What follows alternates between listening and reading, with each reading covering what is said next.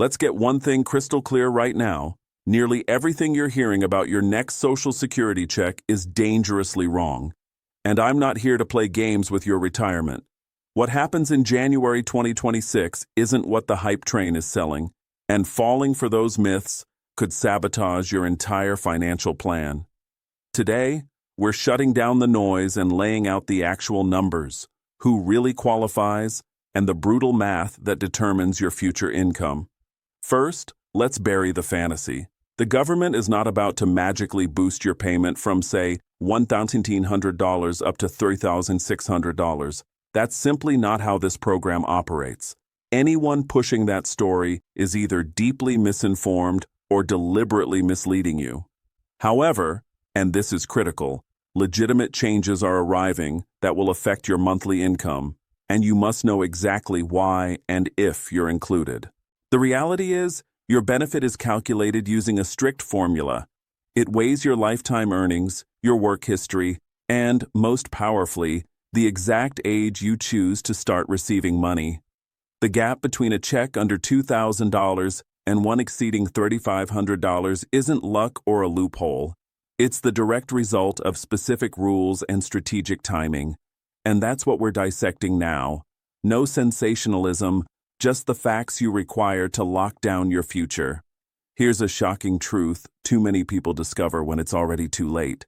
For countless retirees, Social Security represents the biggest chunk of their income. Yet, the average person understands their streaming service better than they understand this system. That's a massive issue. When you don't grasp the mechanics, you are literally abandoning cash, often tens of thousands of dollars over the course of your retirement.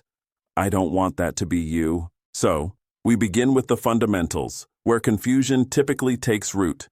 When you see figures like $1,976 compared to $3,550, you're not looking at random digits. These are concrete examples stemming from real career earnings and specific claiming choices. The Social Security Administration doesn't just decide one day to be extra generous. Every dollar is computed through a decades-old formula that indexes your top 35 earning years for inflation and applies a precise calculation. Now, here's the current situation.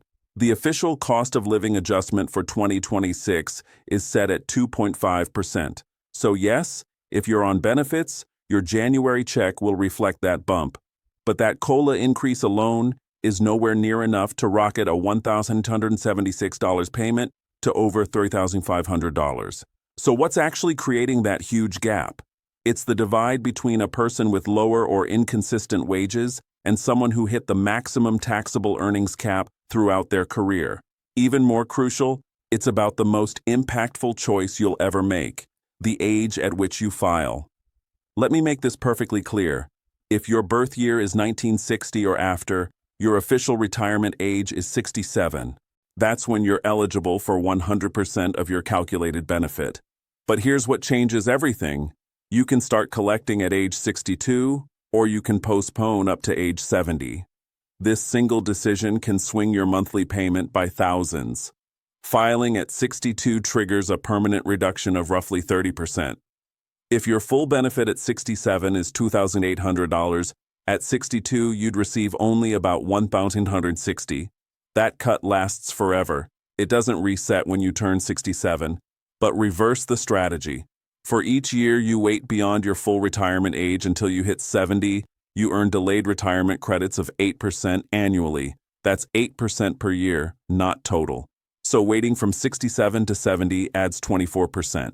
Suddenly, that $2,800 becomes about $3,470. See how we start approaching that higher number? But we're still missing a major piece, your lifetime earnings history. Your benefit stems from your average indexed monthly earnings, AIME. The SSA takes your annual income, indexes it for historical wage inflation to make past earnings current, and selects your 35 highest years. If you have fewer than 35 years of work, zeros are averaged in, which drags down your number. That total is divided by 420, the months in 35 years, to get your AIME. Then, a progressive benefit formula is applied. Stay with me, because mastering this can put thousands more dollars in your account. The formula uses bend points that adjust yearly.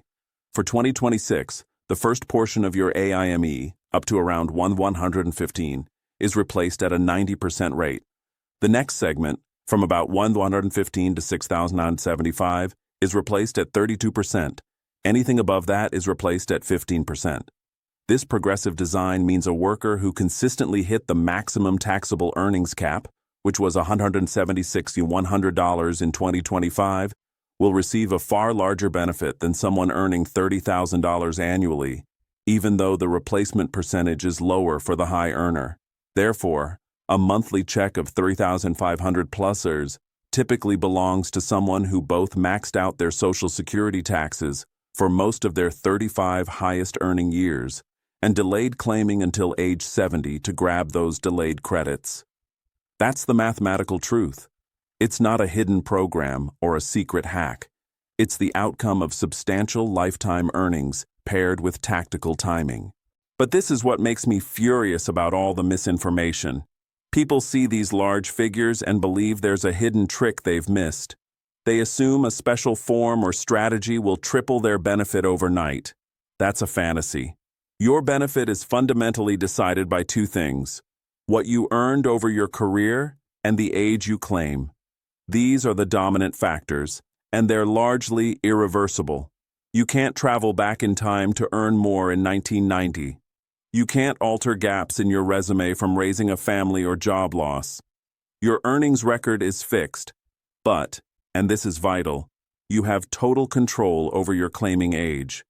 That choice carries monumental weight.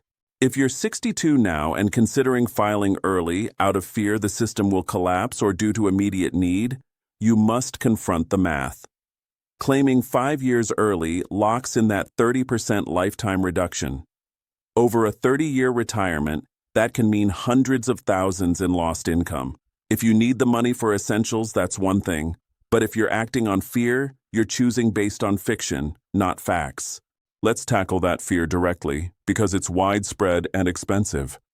Yes, Social Security faces long-term funding pressures.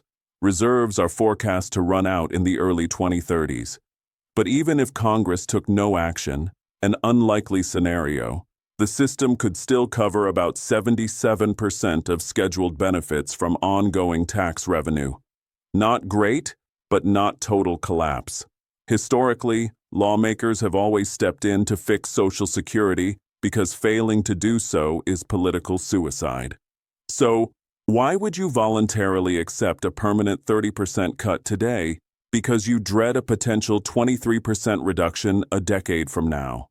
The math doesn't add up. Now, let's discuss spousal benefits, another area where people unknowingly sacrifice money. If you're married, your spouse can claim a benefit worth up to 50% of your full retirement age amount, not your reduced benefit if you filed early. But there's a catch.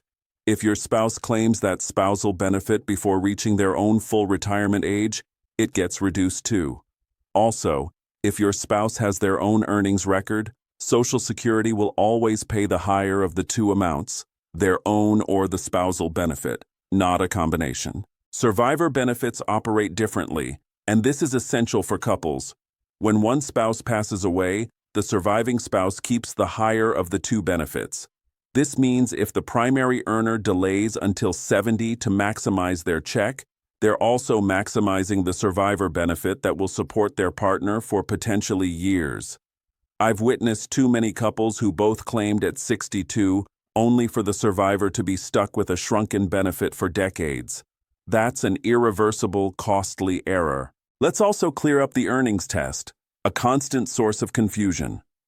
If you claim benefits before your full retirement age and keep working, there's an income limit. For 2026, if you're under full retirement age all year, you can earn about $23,040 with no penalty. Above that, Social Security withholds $1 for every $2 you exceed the limit. This isn't a permanent loss. Withheld amounts are recalculated and added back later, but it causes headaches. Once you hit full retirement age, this test vanishes. You can earn any amount with no penalty.